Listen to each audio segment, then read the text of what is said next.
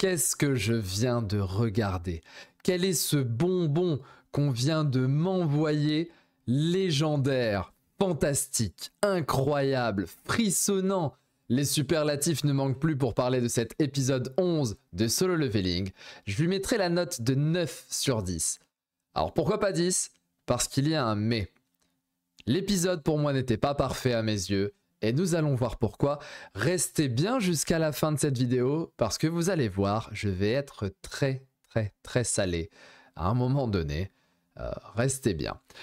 Mesdames et messieurs, je suis Azré et je suis très heureux de vous retrouver pour l'analyse de l'épisode 11 de Solo Leveling, la série distribuée par Crunchyroll tous les samedis à 18h30.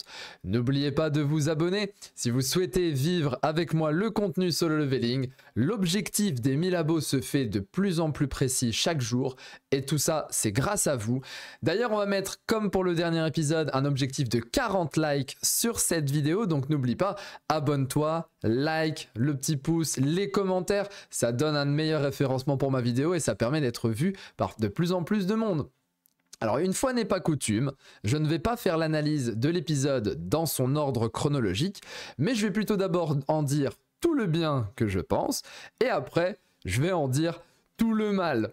Et donc on démarre avec la majeure partie de cet épisode, qui d'ailleurs va donner le titre, hein, on va le voir après, mais la majeure partie de l'épisode c'est la quête de classe de Jinwoo. On apprend qu'il l'a obtenu en étant level 40. Donc là, on est passé épisode 11 et il est déjà niveau 40 dans son système.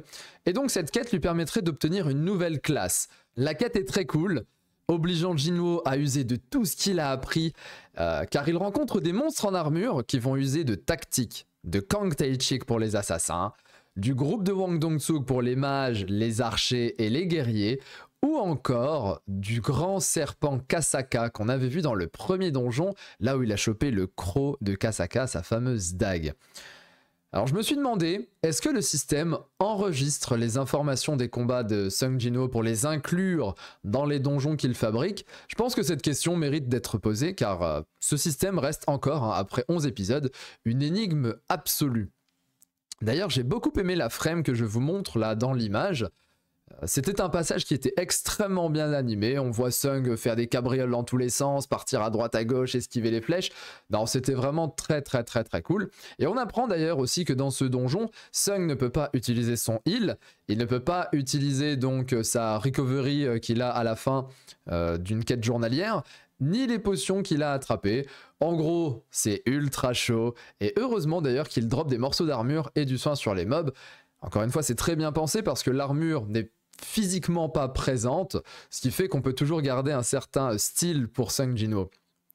Et puis bien évidemment, la scène qui va donner le titre à cet épisode 11, le chevalier, ou le chevalier qui garde un trône vacant, c'est l'image que je vous montre maintenant, c'est la scène du combat contre le commandant Igris, le sanglant. Et franchement, c'était quoi ce fight?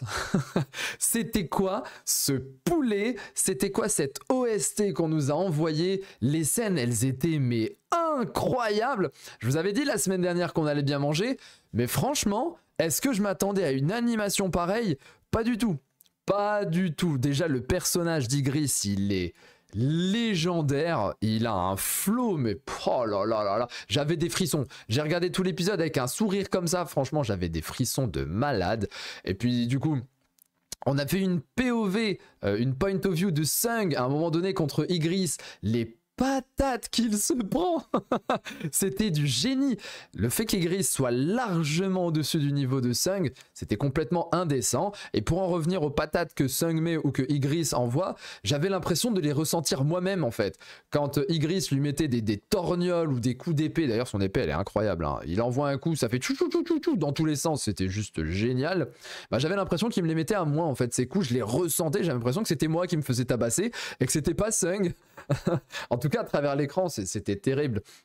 Et puis le moment où Jinwoo se dit bon allez, mon arme ne peut pas transpercer son armure, je vais y aller à main nue. Igris il enlève sa cape, il dépose son arme, il balance même ses petites dagues, la posture chevaleresque du perso.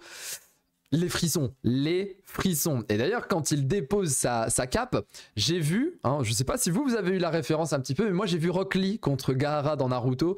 Quand Rock Lee envoie ses poids, il enlève ses poids et puis il les envoie au sol. Et là, il passe de speed 1, Mach 1, on va dire, à speed of light, la vitesse de fou. D'ailleurs, cette frame, l'image que vous avez là, elle est incroyable. Il lui met une patate.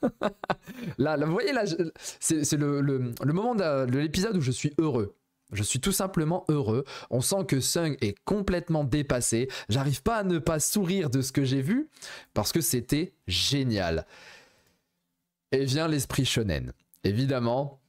Et là, ça commence à... Je trouve ça un petit peu dommage parce que Sung, là, le fume en une seule scène alors qu'il s'était fait rouler dessus auparavant. C'est magnifique, hein, la scène ici, le coup de crayon, j'étais là, oh, qu'est-ce qui se passe? Oh, l'OST complètement folle. Mais on passe de je me fais défoncer à je t'ai vaincu en un move, t'as vu? Et le problème, c'est que c'était déjà comme ça dans le manhwa. Ce qui fait que c'est un défaut que je trouve clairement par rapport au fight. On avait Igris qui était totalement intouchable.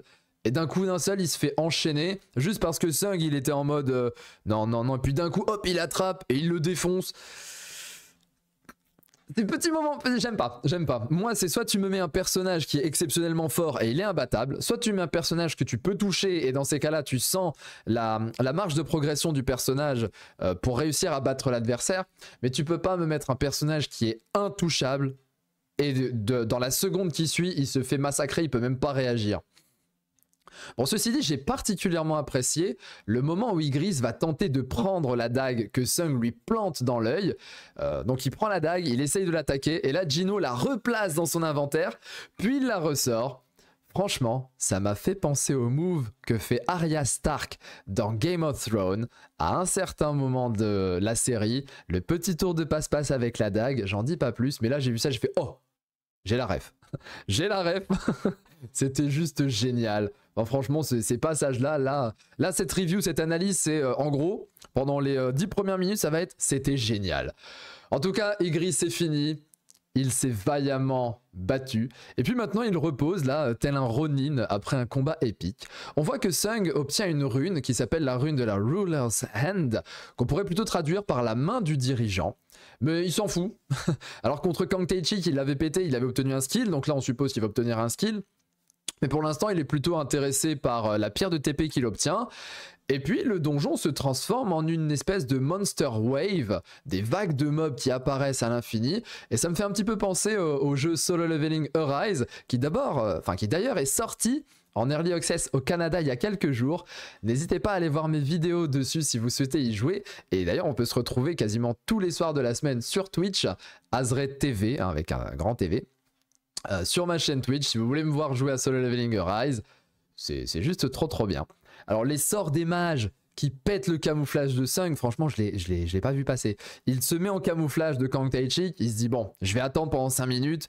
Très malin d'ailleurs le move. Et là t'as un espèce de mage qui balance un œil, qui lui pète son truc. C'est sorti nulle part. Franchement j'ai hurlé, c'était incroyable. Et puis il y a un autre fait intéressant aussi. C'est que vous avez peut-être zappé ce passage là parce que ça va très vite, hein. Il y a une notification qui dit que la quête de changement de classe, c'est seulement maintenant. Ça veut dire qu'en fait, le donjon, les mobs, Igris, c'était pas la quête de changement de classe. La vague de mobs, c'est seulement maintenant où il fait son changement de classe. Et je trouve ça très intriguant. Alors voilà, je vous avais dit, ça faisait quasiment 10 minutes. Hein, on est à 9 minutes. Alors 9 minutes où je n'ai dit que du bien de cet épisode. Et on a fini maintenant avec tout ce que j'ai aimé. On va passer aux problèmes. Les problèmes. Et il y a déjà, je trouve, premièrement, des problèmes de rythme dans la mise en scène de cet épisode. Ça vient complètement casser le combat, c'est vraiment dommage. Alors certes, visuellement c'est stratosphérique, c'est de toute beauté. Certes, l'appel de Choi Jong-in est important. On voit qu'il met en place une coalition avec l'association des chasseurs et Go Gun-hee, et on voit d'ailleurs Chae Hye-in dans le groupe avec l'hélicoptère. Ils vont partir, ils vont lancer un nouveau raid d'exploration sur l'île de Jeju. C'est un passage qui est intéressant pour l'histoire en réalité, parce que cette île de Jeju, on n'arrête pas d'en parler dans Solo Leveling. On sent ça leur a fait beaucoup de mal au rang S. Ils ont vraiment envie de se prouver quelque chose. Donc là, ils vont y retourner. Et le problème, en fait, c'est pas maintenant. Tu ne peux pas me mettre ça en plein combat, alors qu'à ce moment-là, t'as Tseng qui se fait péter en deux par Aegris. Moi, j'hurlais dans tous les sens. J'étais oh, oh, la dinguerie, c'est fou. Oh, la patate. Oh, oh, il a eu mal. Là. Oh, le bras et tout. Et puis d'un coup, tu me balances ça. Tu coupes. Tu coupes. Tu vois Gogunhi avec un petit café qui dit oui, c'est très bien. J'appelle Choi. Choi qui fait ouais, allez, on y va. Mais je m'en fous en fait à ce moment-là. C'est un passage important. Hein. Mais je m'en fous complètement à ce moment-là. Je parle même pas de Jinho avec son père, son frère qui débarque en mode alors fais attention, c'est moi qui gère la guilde, oui les chasseurs pardon de rang S coréens on les a pas, mais on va chercher des petits chasseurs peut-être en Afrique, en Arabie, aux États-Unis, on va aller voir. Bon c'est cool, c'est intéressant parce que ça veut dire que on revient encore dans l'univers de Solo Leveling. Tous les chasseurs peuvent être mondiaux, donc on peut avoir des Américains, des Français, des Chinois, des machins, ça peut être très très cool ça. Mais encore une fois, tu ne me mets pas ça dans un combat qui est légendaire. Tu peux pas me sortir du combat, me remettre, me ressortir, tu me remets. Tu me mets 15 minutes de fight et après tu me mets ça, au début tu me mets l'autre, mais tu coupes pas au milieu. Ils ont pas intérêt à faire ça pour la suite. Hein. Parce que moi là je vais râler, là je commence déjà à râler, je vais râler. Et puis... le plus gros manque de respect de l'animé envers Solo Leveling, vous allez peut-être me prendre pour un fou, hein, mais c'est le Chara design de Sung Jin-ho. Vous vous souvenez au début de l'épisode quand le donjon s'ouvre, cette scène là, hein, avec les éclairs de fou, vous voyez la tête que fait Song là à ce moment-là? Bah en fait dans le manoir, ça donne ça. Voilà, donc là l'image elle apparaît, ça donne ça. Et c'est pas du tout la même tête. Sung est bien plus impétueux, il a le regard malicieux, il a le regard malin, alors que là, je sais pas, on dirait un personnage de K-pop, ça va pas.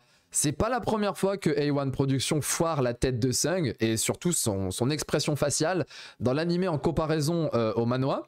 Je vous l'avais montré contre Kang Tae-chik, quand il sort des ombres, la fameuse page du tome que je vous ai montré qui était légendaire, et j'ai pas ressenti ça dans l'animé. On le voit aussi quand il est en discussion avec Juhi sous le lampadaire, il a pas le même flow, et franchement, oui certes, vous pouvez penser que je fais un caca nerveux, vous avez parfaitement le droit de penser que je fais un caca nerveux les frères, mais à mes yeux, Solo Leveling, c'est avant tout Sung Jin-ho. On n'est pas dans One Piece, on n'est pas dans Dragon Ball, on est dans Solo Leveling les gars, et Solo Leveling c'est d'abord Sung Jin-ho. Si moi j'ai aimé ce webtoon, c'était d'abord parce que le chara design du perso était au-dessus de tout ce que j'ai pu voir dans ma vie de lecteur de manhwa webtoon. Pour moi, quand je lisais les scans à l'époque, parce que les tomes n'étaient pas encore sortis en France, mais chaque planche transpirait la classe. Jin-ho a toujours eu un style de fou furieux, et j'ai très peur pour le prochain chara design du perso. J'en dis pas plus, mais le prochain risque d'être... c'était mon préféré dans le manhwa. Je veux juste qu'il ne le foire pas. J'ai vu l'intro de Solo Leveling Arise parce qu'on y joue, et je peux vous certifier que le chara design de Sung Jin-ho dans Solo Leveling Arise enterre celui de l'animé. Alors dites-moi ce que vous en pensez, surtout les lecteurs du webtoon, parce que les anime only vous ne pouvez pas faire la différence, mais si vous êtes lecteur du webtoon, concernant Sung Jin-ho, chara design réussi ou pas? Alors certes, il y a des fulgurances, il y a des passages où il est badass, il est pas mal, il y a des passages de flow. D'ailleurs, l'opening, très très joli, le chara design de Jin-ho dans l'opening, mais on retrouve pas le même en fait dans les épisodes. Et en ce moment, je relis les tomes, je relis à la vitesse de l'animé, là on est dans le tome 4, on est dans les premiers chapitres du tome 4, et ça n'a rien à voir en fait. Hein. Quand je regarde Jin-ho dans le manhwa, ça n'a rien à voir avec mon Jin-ho de l'animé. Et c'est vraiment dommage. Enfin bref, on termine juste avec donc l'image finale de l'épisode, c'est le titre. Et le titre de l'épisode 12, j'étais pas prêt. J'étais pas prêt. Okiro en japonais, Hironara en coréen, Arise en anglais ou encore Lève-toi en français. Ça va être légendaire, j'en dis pas plus. Mais ce mot va avoir... Je ne dis rien. L'épisode 12, mesdames et messieurs, ne le ratez pas. Soyez là pour la review de cet épisode final d'ailleurs. Ce sera le dernier épisode du cours 1 de l'animé de Solo Leveling. Si t'as aimé, le pouce en haut, l'abonnement. Si t'as pas aimé, tu mets pas de pouce en bas s'il te plaît, tu dis rien, c'est tout. Abonnez-vous, mettez un commentaire aussi. Hein. J'aime bien discuter d'ailleurs sur les commentaires de l'épisode. On a pris 15 minutes, c'est parfait. C'était Azré, portez-vous bien. Ciao, ciao, ciao.